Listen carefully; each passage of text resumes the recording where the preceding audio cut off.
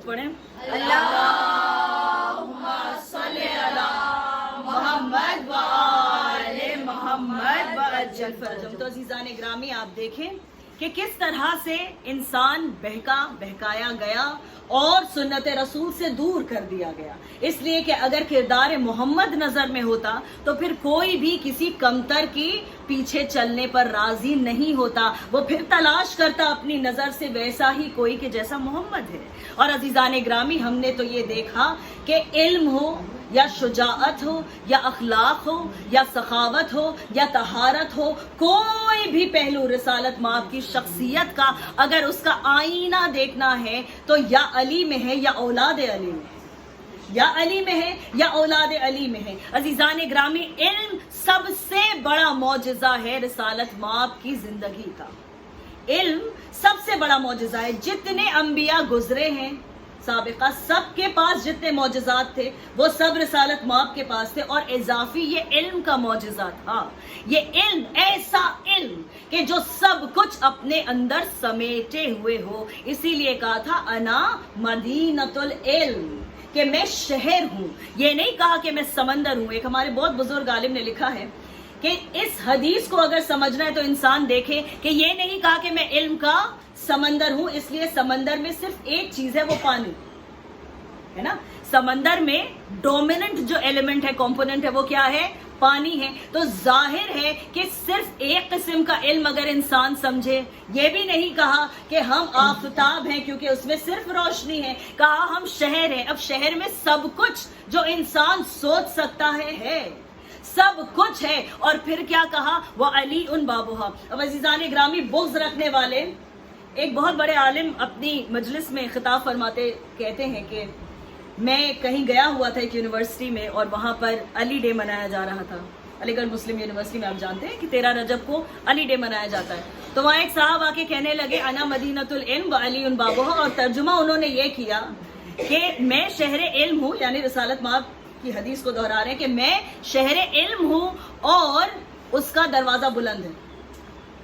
अली बुलंद तो अलीउन बाबूहा, ये बुग़्ज़ है। लेकिन कहने को तो वो कहकर चले गए। उसके बाद इन्होंने उनसे पूछा कि ये बताएं कि अगर दरवाजा हद से सिवा बुलंद हो गया तो उसमें फिर क्या मतलब, क्या है इसका कि उसका दरवाजा बुलंद है? बुलंद क्या होता है? बुलंद क्या होता है? कहने लगे नहीं साहब, फिर उसकी छत की भी बात है, वो हमने नहीं की, उसके परनाले की भी बात है, वो हमने नहीं की। देखिए, परनाले से वो चीज निकल आती है जिसकी जरूरत नहीं होती है। छत भी आंखों को बंद कर देगी, इसलिए कोई छत पे अगर चढ़ी गया तो या तो चोर कहलाएगा या पागल, और फिर उसे बहरहाल दाखिला अंदर नहीं मिलने वाला है ना। और कोई दीवार है तब तो उसने रोक ही दिया अंदर आने से, ऐसा है या नहीं है? अगर दीवार है, भाई मैं ही अंदर आ रही थी, अगर मैं दीवार से अंदर आना चाहूं तो क्या मुमकिन है? नहीं, आप कहेंगे दरवाजे से आइए, आपका दिमाग तो दुरुस्त है। बहुत ज्यादा थकान हो गई, यही कहेंगे लोग मुझसे। तो अजीजान ग्रामी, दरवाजा ही बस वाहिद रास्ता है। इसीलिए कहा अना मदीनतुल इल्म व अली उन बाबूहा, अना दारुल हिकमा व अली उन बाबूहा। अजीजान ग्रामी, हमने तो ये देखा कि रिसालत माब मस्जिद नबवी में बैठे हुए हैं, गोद में पहले बड़े नवासे सिब्ते अकबर हसन मुज्तबा अलैहिस्सलातु वस्सलाम मौजूद है।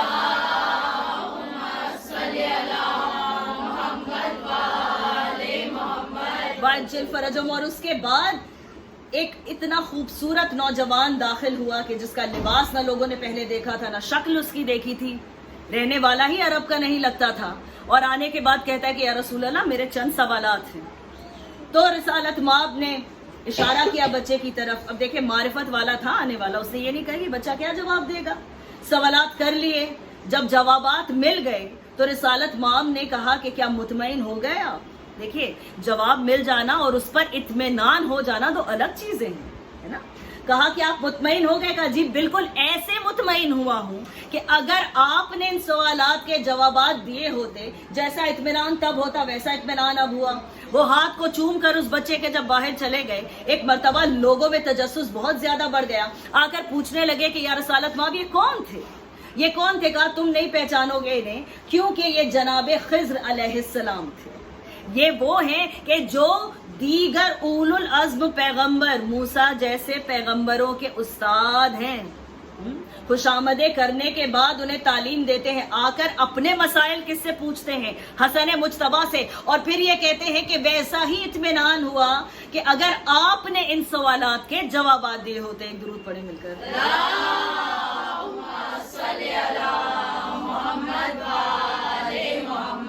अज्जल फरज मज़ीज़ान ग्रामी, यही जनाब खिज़्र थे जो दश्त में मिलने आए थे हमारे चौथे इमाम ज़ैनुल आबिदीन अलैहिस्सलातु वस्सलाम से। अल्लाहुम्मा सल्ली अला मोहम्मद व आले मोहम्मद वअज्जिल फरजहम। और जब देखने वाले ने देखा, इब्राहिम इब्न अदम ने क्या देखा कि हाथों को चूम चूम कर ये नबी कहता है तक़द्दम या सैयदी, तफ़ज़्ज़ल या सैयदी, कि आपका जो दीदार मैंने कर लिया, जी चाहता है कि आपके हाथ को चूम लूं, आपके कदमों के बोसे ले लूं। तो अजीज़ान ग्रामी, हम तो उनके मानने वाले हैं कि जिन्होंने इल्म के दरीचों को खोल के रख लिया। जितनी कुर्बत आपको अहले बैत से चाहिए उतना इल्म हासिल कीजिए। इसीलिए शहर इल्म कहा है, ताकि आपके जहन में ये बात भी रहे कि एक तरह का इल्म नहीं, दुनिया में जितने उलूम हैं सब कुछ अगर इंसान पढ़े, कुछ भी अगर इंसान पढ़े, तो फिर पहुंचता इसी दरवाजे तक है, पहुंचता इसी सोर्स तक है। तो अजीजान ग्रामी, क्या कहना कि आज मुझे जिनका जिक्र करना है ना, सरकार वफा गाजी अब्बास अलमदार अलैहिस्सलातु वस्सलाम। तो अजीजान एक दुरूद पढ़े मेरे मौला की शान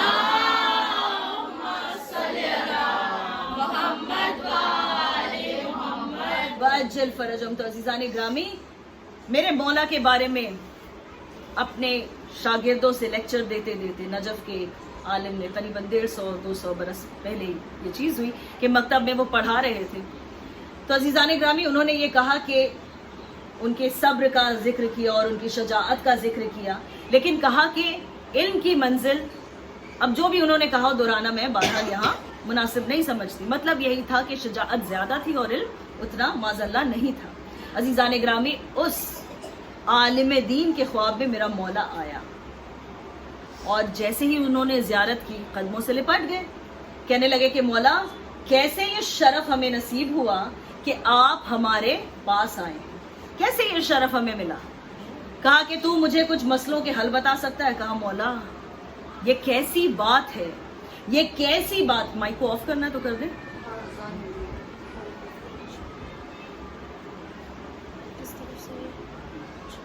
वहां से स्विच ऑफ करना तो एक दुरूद पढ़े मिलकर। अल्लाहुम्मा सल्ली अला मोहम्मद व आले मोहम्मद वअज्जिल फरजहम। तो अजीज़ान ग्रामी, क्या कहा कि मेरे कुछ मसाइल हैं, उनका हल आप बता दें। कहा मौला, आपके मसाइल और मैं हल बताऊं? कहा क्यों? आज तो तूने यही कहा था कि इल्म के मनाजिल मेरे पास वैसे नहीं है। कहा मौला, गलती हो गई। कहा सुन, तेरे पास जो इल्म आया वो इल्म मेरे बाप का है, मेरे वालिद का है। मेरा बाबा वो है कि जो मिंबर सलूनी पर बैठता है, जो दावाए सलूनी करता है। तेरे पास ये इल्म आया है तो ना जाने कितने सारे वसीलों से होता हुआ आया है, ना जाने कितने सारे वास्तों से होता हुआ आया है। और मैंने ये इल्म हासिल किया है उस सरचश्मे से, उस फाउंटेन से, उस फव्वारे से कि जहाँ से ये फूटा था। तसव्वुर करें। और ये कितनी खूबसूरत मिसाल मेरे मौला ने दी कि देखें, आप जहाँ से फव्वारा शुरू होता है ना, जहाँ से फव्वारा शुरू होता है वहाँ पानी बिल्कुल पाक और शफाफ रहता है। जब वो दूर जाता है तब उसमें सब कुछ मिल जाता है कि जिसकी ज़रूरत नहीं है। तो उस आलिम दीन को मेरे मौला ने आगाह किया और ये शब आशूर में मेरे मौला ने 6 लाख के लश्कर को पुकार कर कहा था कि अगर चाहो तो मैं अपनी तलवार से तुम्हें ख़त्म कर दूं, चाहो तो मैं अपने इल्म से तुम्हें ज़ेर कर दूं, चाहो तो मैं आंखें गड़ा कर देख लूं तुम मर जाओ, और अगर चाहो तो मैं मलकुल मौत को इशारा कर दूं और तुम सब के सब ख़त्म हो जाओ। अजीज़ान ग्रामी, ज़रा तसव्वुर करें कि जो बहादुर नहीं होता उसके लिए लड़ना मौत है, मैदान में जाना मौत है, लेकिन जो शुजा होता है उसका न जाना उसकी मौत है, उसका जब्त कर लेना उसकी मौत है। अजीज़ान ग्रामी, एक शख्स के जो चेहरों के पढ़ने का इल्म रखता था, फेस रीडिंग करता था, बहुत मशहूर था, کوفے سے شام جب اس قافلے کو لے جایا جا رہا تھا تو جو شباش کیا جاتا تھا، راتوں کو رکا جاتا تھا، انہیں رات کی اوس میں یوں ہی رسیوں سے باندھ کر چھوڑ دیا جاتا، خیام اپنے لگاتے تھے یہ ملعون، اور عزیزان گرامی اس وقت سروں کو صندوقوں کے اندر رکھ دیا جاتا تھا۔ ایک سر تھا کہ جسے تھیلے میں لٹکایا گیا تھا، مجھے اشارہ کرنے کی ضرورت نہیں۔ جب وہ چہروں کے پڑھنے والا ماہر اس کے پاس جب لوگ آئے اور یہ کہنے لگے کہ چل کر دیکھ کے کیسے چہرے ہیں، سارے لوگ کہتے ہیں کہ عجیب چہرے، ہم نے کبھی ایسے چہرے نہیں دیکھے۔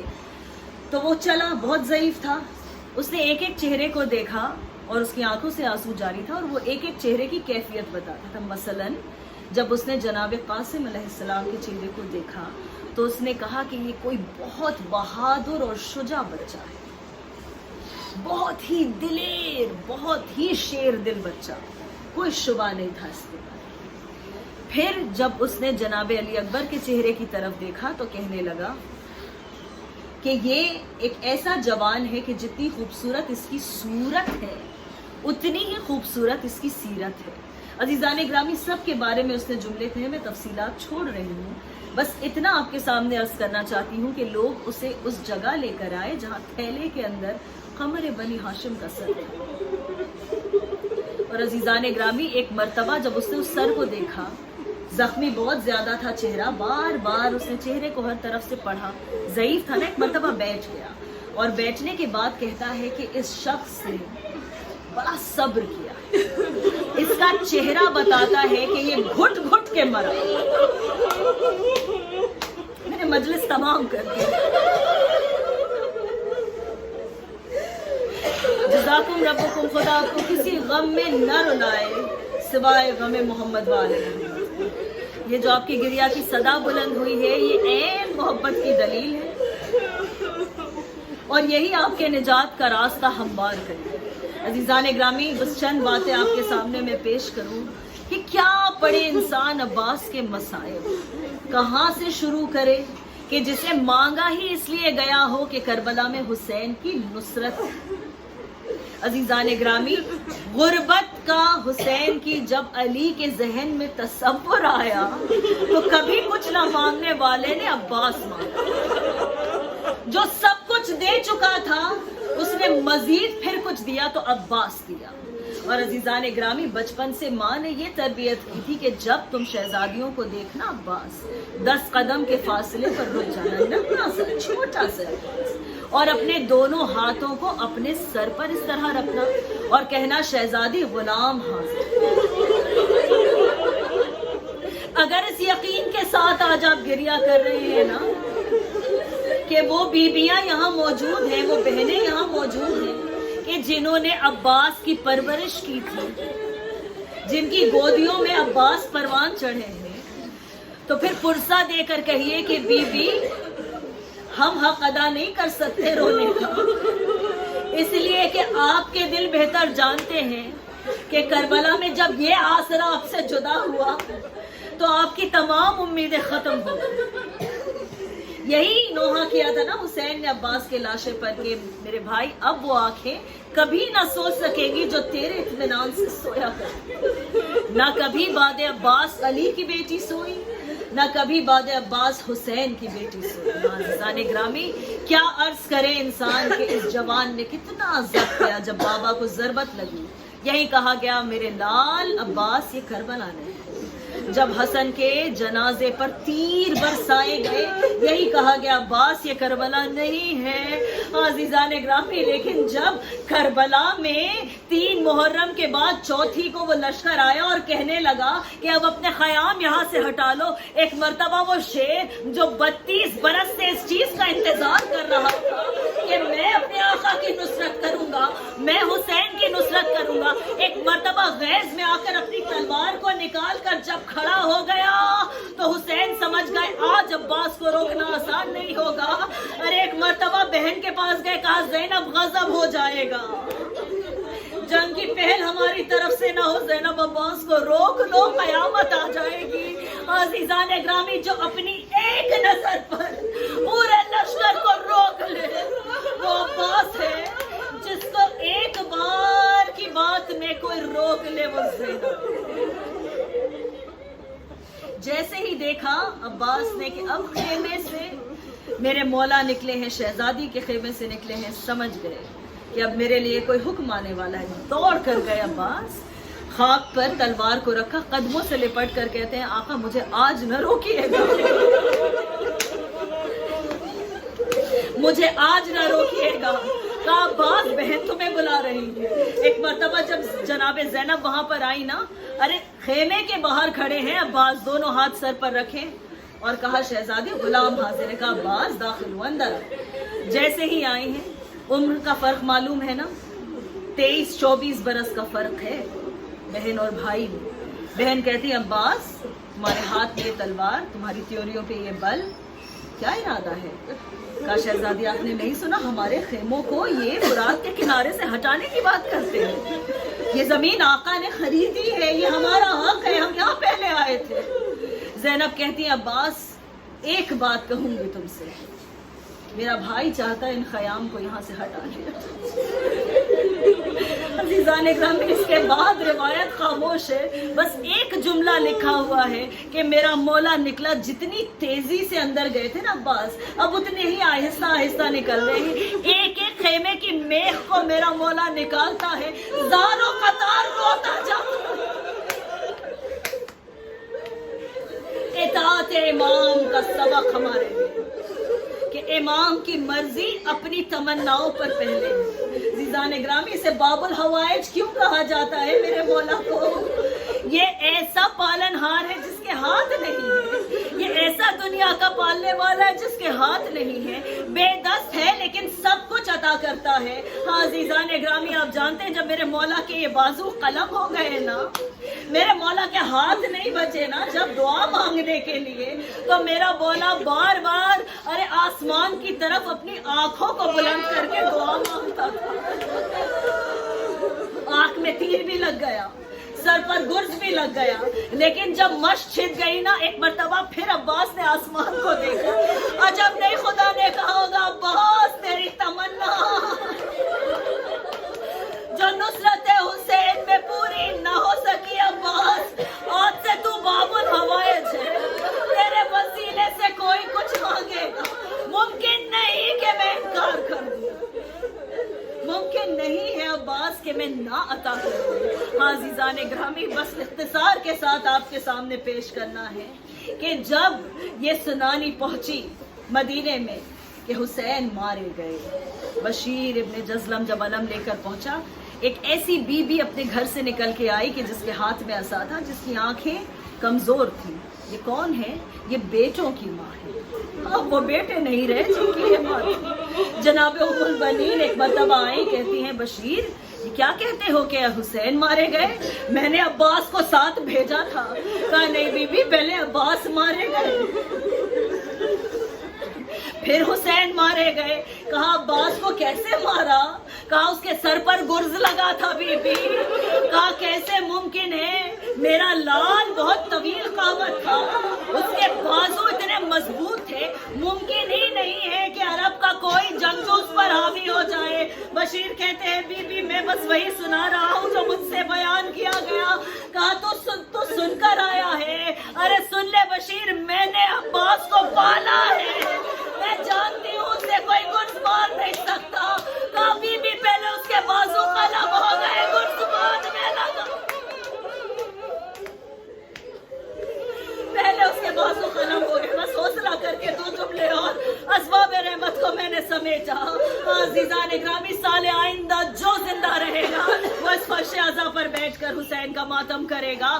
عزیزان گرامی ایک مرتبہ سنتے ہی جناب ام البنین اس زمین پر بیٹھ گئی. بی بی نے صبر کیا لیکن ایک ایسا موقع آیا کہ جب زینب سے اکیلے میں ملاقات ہوئی، عید کا دن تھا، ایک مرتبہ دونوں بیویوں نے ایک دوسرے کو پرسہ دیا. ایک سونے خاموش آنگن میں وہ ماں بیٹھی تھی کہ جہاں ہر کمرہ بند تھا، ہر اجڑا ہوا تھا، سارے بچے مارے گئے تھے، سارے جوان کھو گئے تھے. ایک دکھیاری ماں ہے، ایک غمزدہ بہن ہے، پرسہ دے رہی یہ آل محمد کی عید ہے. ایک مرتبہ کہتی ہے بی بی میں نے سنا تھا کہ میرا لال جب گھوڑے سے زمین پر آیا، ارے اس کے بازو نہیں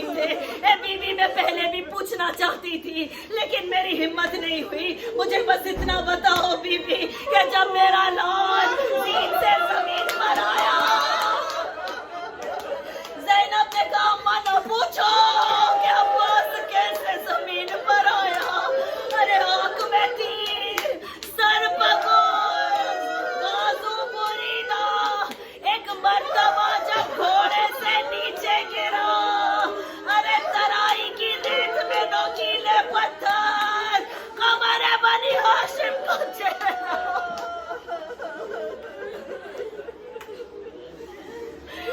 جزاکم ربکم, خدا آپ کو کسی غم میں نہ رلائے سوائے غم محمد والے محمد کے.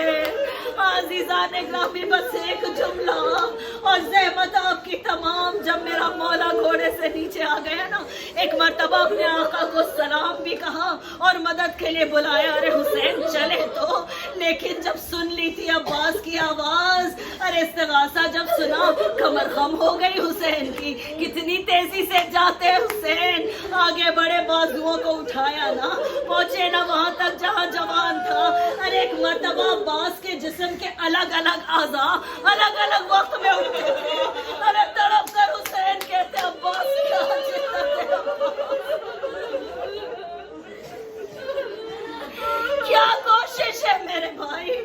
آقا پہلی مرتبہ زندگی میں ہوا ہے, آپ میرے سامنے آئے ہیں, میں احترام کو کھڑا نہیں ہو سکتا.